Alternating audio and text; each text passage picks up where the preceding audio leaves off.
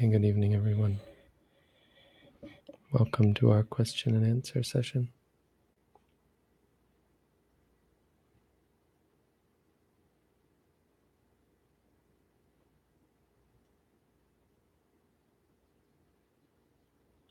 So we've started our broadcast.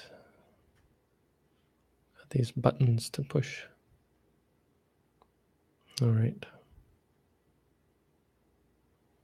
We have 11 questions tonight. There were only a few last week. It seems that over the summer things slow down, but either way, fewer questions lately, which is fine. So I didn't do Q&A last week. We've got them saved up.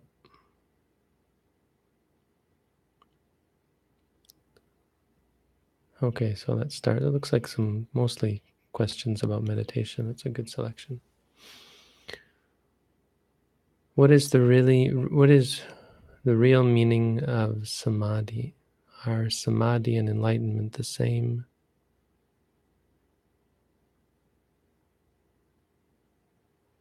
So samadhi is more general. Samadhi means concentration or focus.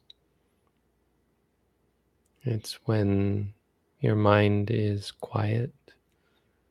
Not exactly quiet, but that's associated. Quiet means passaddhi, but it's a part of it. When you're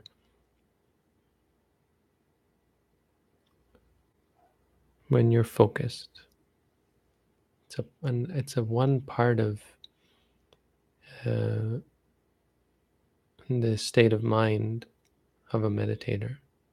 It's the part that is able to clearly understand the experience. It's like a camera that is in focus is clearly able to capture the subject. Concentration is that sort of strength or the intensity of the mind, somehow, no, the strength of the mind, the power of the mind that is able to focus, that isn't diffuse, that isn't scattered or quick to move or lightly touching the object. It's the taking of the object with strength. Samadhi is in the Mulaka Sutta. The Buddha says sati is the driving force. Samadhi is the driving force. It's like if you have a car, samadhi is the power of the car, or it's the direction of the car. When you're not just all over the road, you're headed in one direction. Sati is the driver, so they work together. But enlightenment is a kind of a samadhi because the mind is so powerful. It's like the ultimate samadhi. The Buddha used the term. But that's just technically speaking, because samadhi refers to this state of not being distracted. Well, enlightenment is the ultimate non-distraction.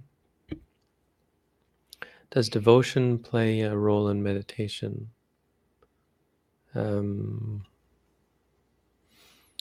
depends what you mean by devotion. If you're devoted to the meditation, then yes, that's a very important part. If you're kind of half-hearted about it, then it's far less effective. But if you mean being devoted to God or to Buddha or something like that, I mean, being devoted to the Buddha, having faith or confidence or that sort of thing, or just conviction, yeah, it can be helpful, certainly, but in a much more roundabout way. It's just a strengthening factor. When you have that in your mind, it helps strengthen the mind.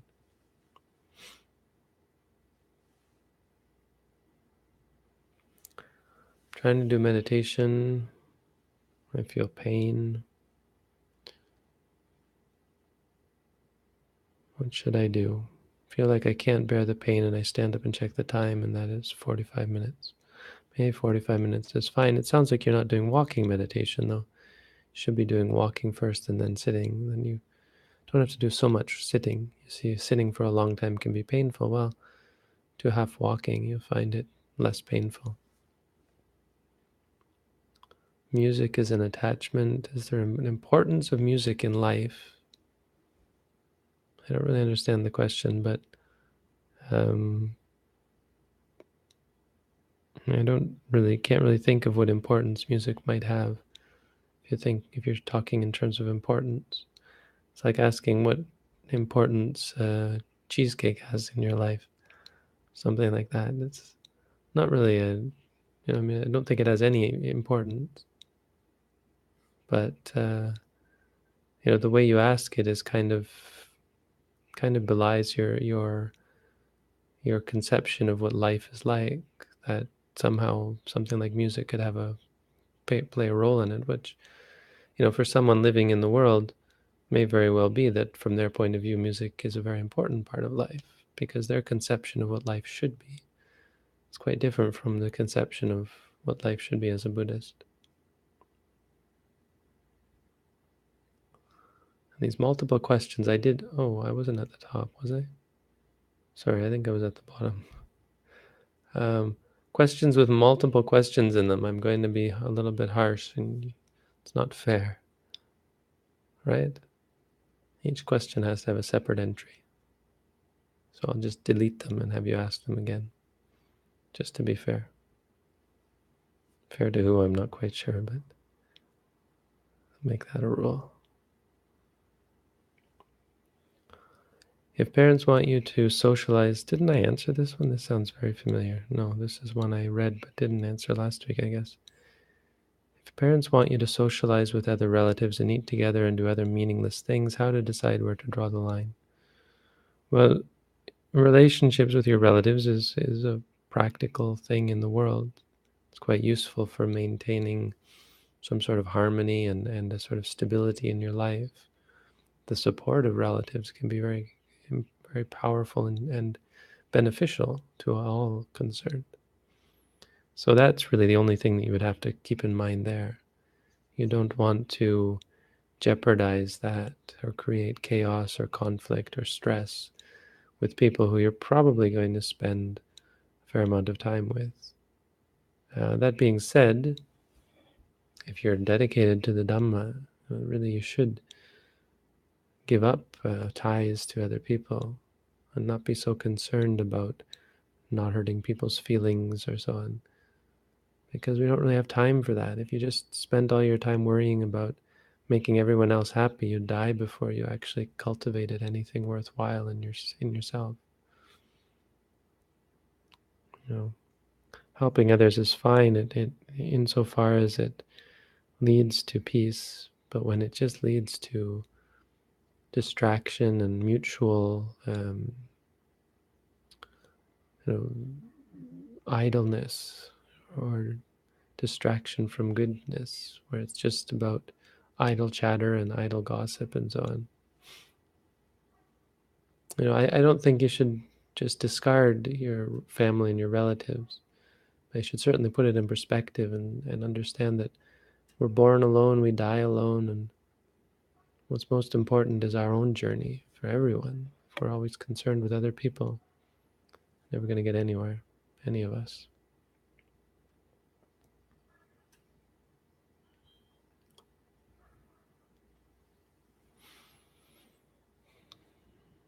How can I be mentally kinder and reduce judging of others? So you see people doing unmindful things and you judge it.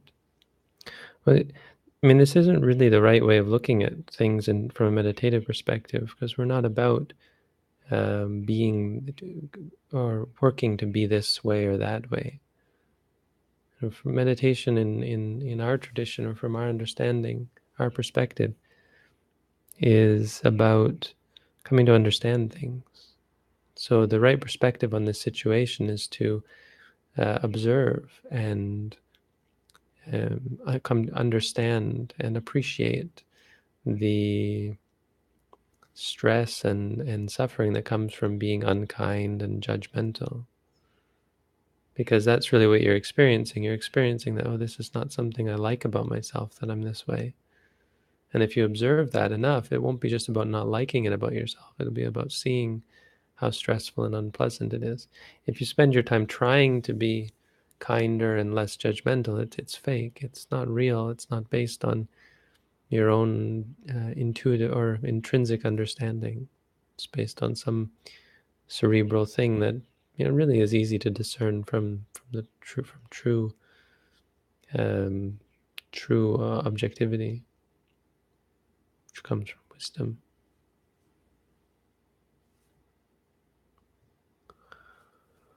Sorrow, lamentation, pain, grief, despair, and other states, anger, lust, desire, feelings, lust, desire. Are these feelings or formations? What about heat, cold, and physical pain? Would those be feelings or formations? So if you're talking in terms of the five aggregates, the fourth aggregate is it's a lot of different things. What makes it unique, its qualities of mind. So it's the associated states involved with an experience. So it's really everything else, but it's mental. It's in the mind. It's associated with the experience. Um, the main quality of it is judgment or response, how an experience is processed. That's in sankhara. So it's mental formations. It's the formations that come about because of an experience. So the experience you have is rupa, is the physical aspect of the experience. Vedana is the feeling, the pain, the pleasure, the calmness of it. Sanya is the recognition. It's this or that. It's this thing or that thing. It's recognizing that it's like something that you experienced before. Sankhara is what you think of the object, how you appreciate it, how you react to it, how you judge it. And vijnana is the consciousness of it. It's the overarching aspect of experience. It's the actual experiencing of it. So anger, lust, desire, those are formations. Heat and cold are rupa. They're the tejo dhatu, the fire element. Physical pain, that's vedana. I mean, there really is no such thing as physical pain in the sense that the body doesn't find anything painful. But when the painful aspect of it is mental, that's why feelings are considered mental.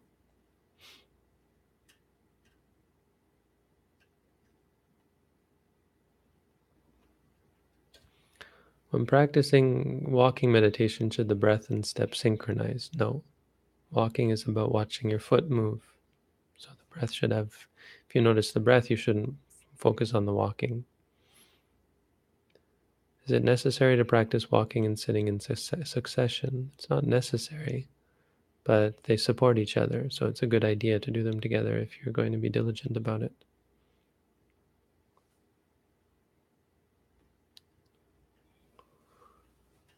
Sometimes when I meditate, I feel pain for long periods of time. Is it a good idea to stay with that all the time, or should I try to return to the stomach?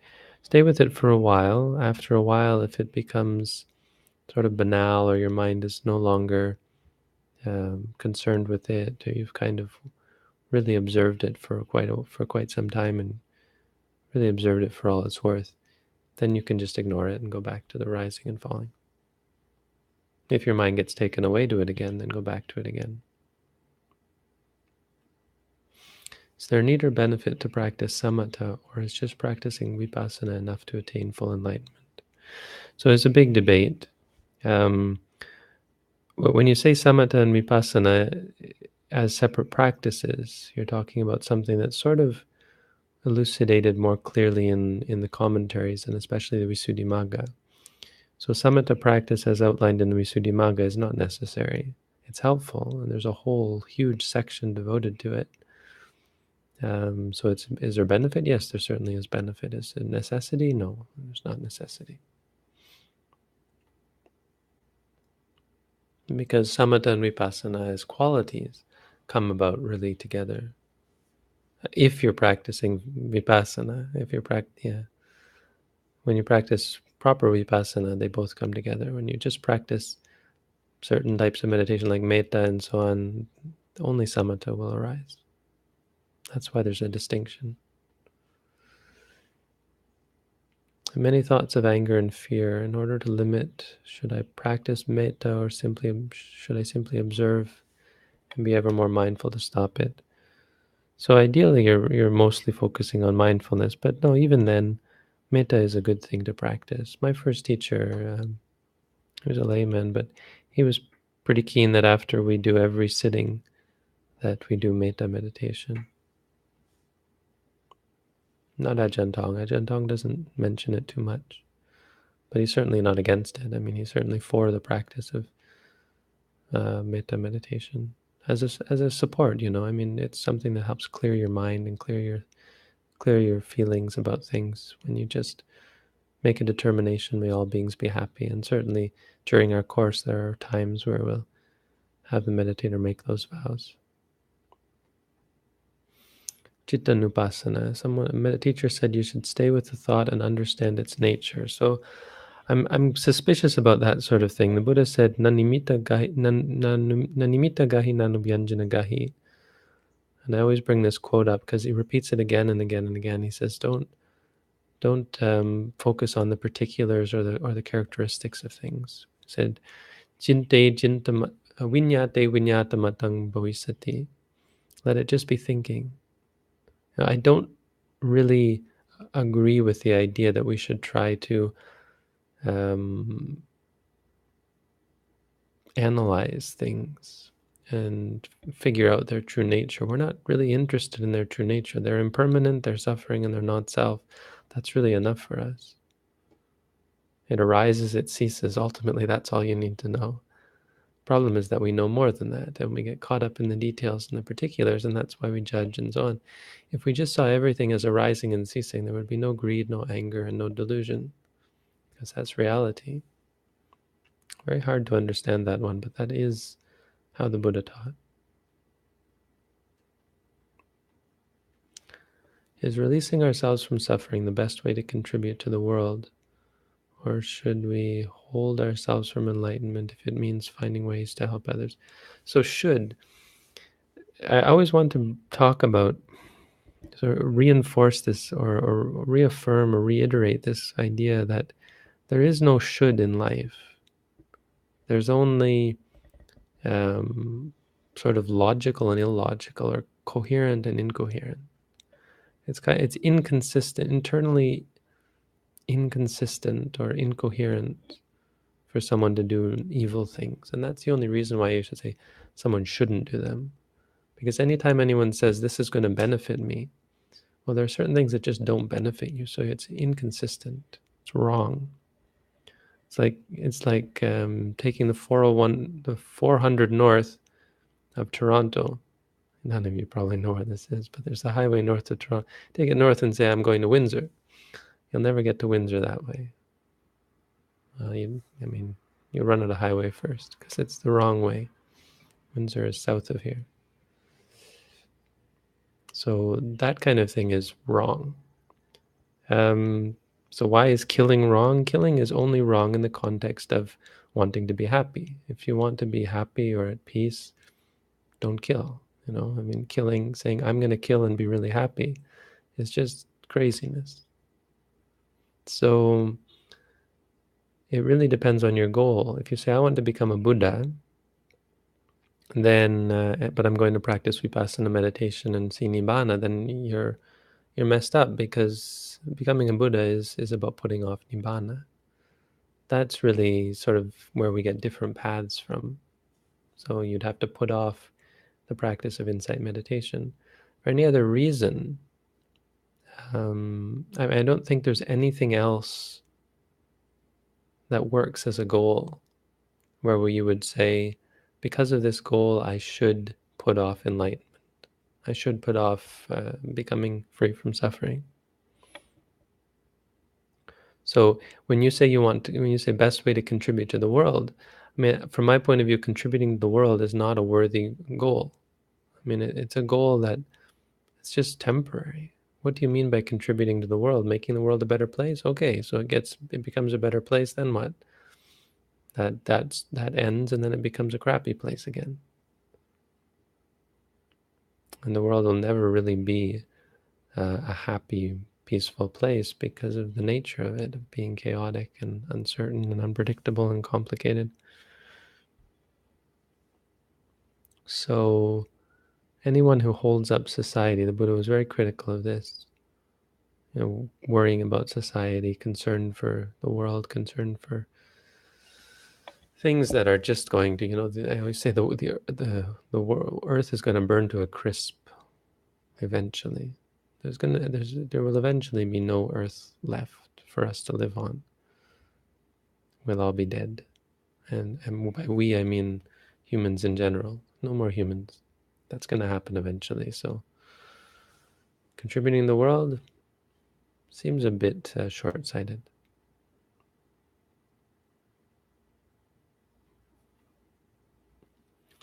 I suffer from shyness. When I get completely angry, angry at being shy, the shyness disappears. Would you consider this a skillful method to reduce shyness? There's a certain assertiveness in anger, right? No, I wouldn't consider that wholesome. The thing is, your anger is triggering other states, which are wholesome, I suppose. It's triggering conviction, confidence, energy, effort. There's a lot of physical states that then trigger some wholesomeness, which is like focus and determination and certainty and confidence. But the anger part of it is ultimately destructive. It's a bad habit to cultivate. You're cultivating habits with this. It's like saying, when I'm really tired, I should think of something that I crave because it wakes me up. So on, sure. But then you got the craving to deal with, and you're cultivating an addiction. So there are many different qualities of mind, some wholesome, some unwholesome, some useful, some harmful. And ideally you want to, like, there are other ways to give up shyness. There are other qualities of mind that you could cultivate. Like, think about the Buddha, for example. That'll give you conviction if you have faith in him and so on. Right? That's why people of all religious faiths, convictions, talk about the benefits of faith. It's just mundane sense. It's quite a beneficial quality. It gives you conviction. It gives you energy. It gives you strength, and so on. So even if it's belief in something silly like God or something, can still be powerful psychologically. Of course, when it's in the Buddha, it's much more powerful because he really is awesome. Was awesome. Still is. Okay. So more questions. They're popping up. Hey, this isn't fair.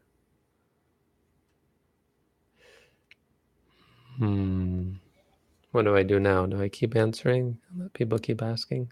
Sure, why not? It means you're actually here listening, right? So that's it's useful to answer questions of people who are actually here. But I will cut it off eventually. I'm not going to stay here all night and answer questions. And also, we haven't had time to vet these. That's the thing. I might end up just deleting questions. Dalai Lama, I don't really want to talk about his views. How do we overcome the feeling of being imprisoned by the body? Well, just say to yourself, feeling. Again, we're not trying to overcome feelings. If it really is just a feeling, then just say feeling. If you dislike the feeling, say disliking.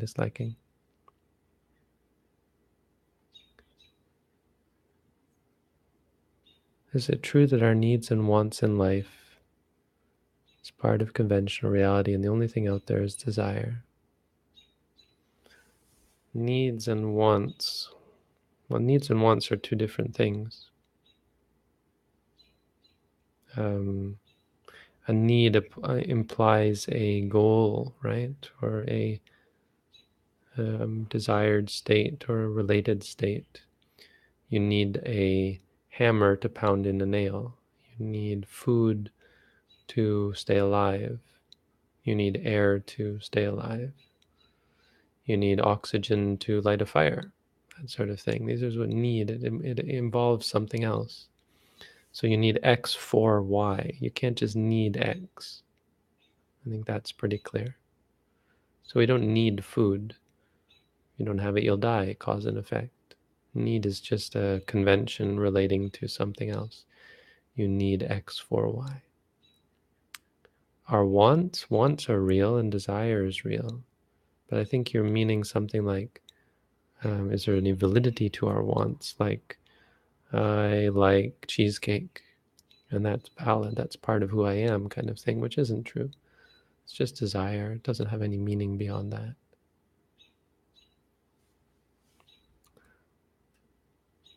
Okay, that's all the questions. Thank you all for tuning in.